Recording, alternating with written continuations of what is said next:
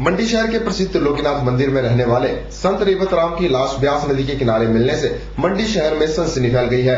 बताया जा रहा है कि उनकी किसी से कोई दुश्मनी नहीं थी, लेकिन विकट परिस्थितियों में मिली उनकी लाश ने पुलिस के सामने कई सवाल खड़े कर दिए हैं।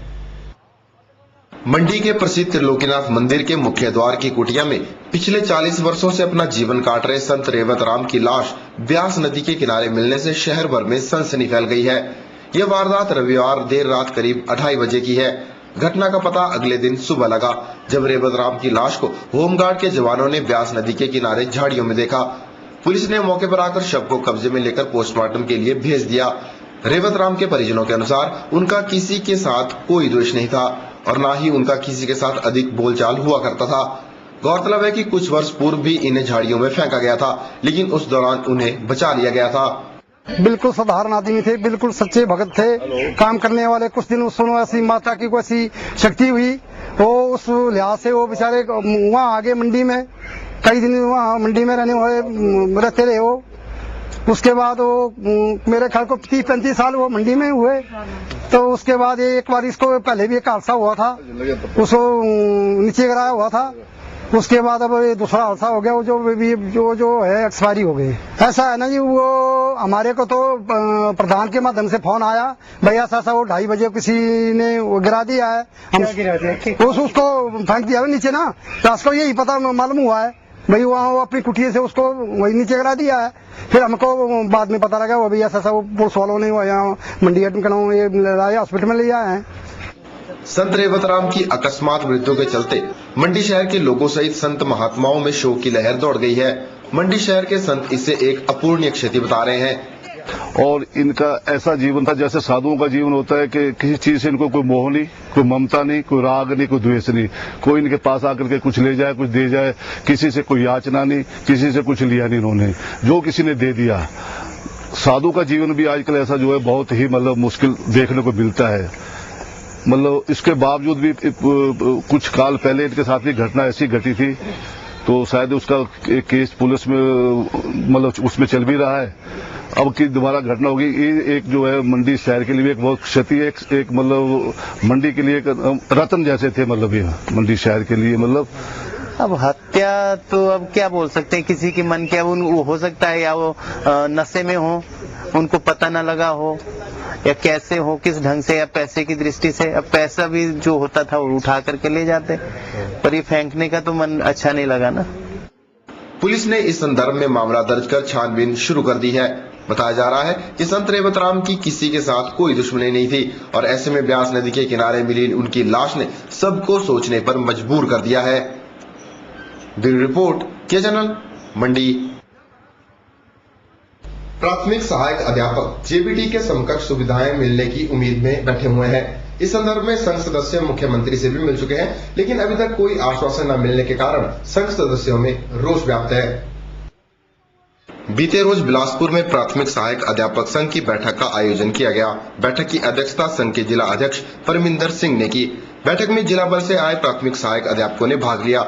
इस दौरान संघ के जिलाध्यक्ष परमिंदर सिंह ने बताया कि संघ ने प्रदेश सरकार से प्राथमिक सहायक अध्यापकों को भी जेबीटी अध्यापकों की तरह सुविधाएं दिए जाने की मांग की है, लेकिन इस पर अभी तक प्रदेश सरकार की ओर से कोई विशेष रुझान नहीं आया है। उन्होंने बताया कि इस संबंध में अगली नीति 13 जून को शिमला में होने वाली बैठक में तय की जाएगी। हमारी जिला स्तर पर हमारी बैठक आयोजित की गई है। ये सरकार से हमारी मांग है कि प्राथमिक सहायक अध्यापक जो लगे हुए हैं 212 राज्य भर में, उनको जेबीटी के समान अनुबंध वेतन जो है वो दिया जाए और साथ में इनको प्रशिक्षण का भी प्रावधान किया जाए, जिस तरह से ठीक ग्रामीण विद्याभ्यासकों को सरकार ने दिया है।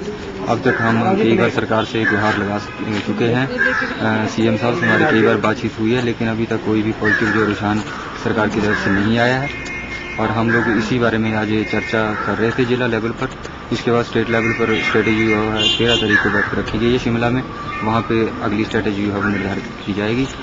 जो भी वहाँ पे फैसला स्टेट बॉडी करेगी उसके अनुसार अगला जो है स्टेप उठाया जाएगा। संघ ने उम्मीद जाहिर की है कि प्रदेश सरकार इनकी मांगों की ओर विशेष ध्यान देगी और संघ सदस्यों को भी जेबीटी के समकक्ष सुविधाएं मिल पाएंगी। अनुज खजूरिया के चैनल बिलासपुर।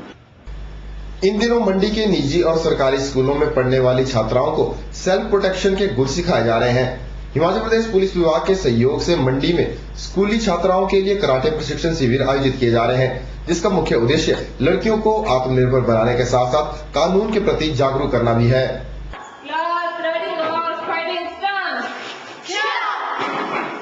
हिमाचल प्रदेश पुलिस विभाग की ओर से इन दिनों मंडी के निजी और सरकारी स्कूलों में 15 दिवसीय कराटे प्रशिक्षण शिविर का आयोजन किया जा रहा है। 1 जून से शुरू हुआ यह शिविर आने वाली 15 जून तक जारी रहेगा, जिसमें लगभग 90 छात्राएं भाग ले रही हैं। प्रशिक्षण शिविर में लड़कियों को सुबह 8 से 9 बजे तक कराटे के गुर सिखाए जा रहे हैं, ताकि ये छात्राएं आने वाले समय के लिए आत्मनिर्भर बन सकें।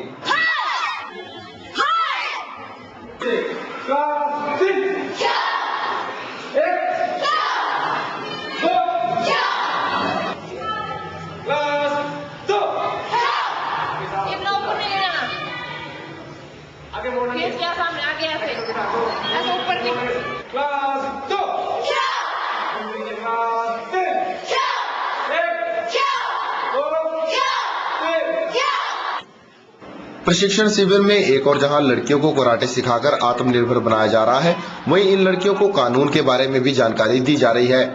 पुलिस विभाग द्वारा शुरू की गई इस योजना की सराहना करते हुए एसबीएम स्कूल प्रधानाचार्य ने इसे इसी तरह निरंतर जारी रखने की बात कही।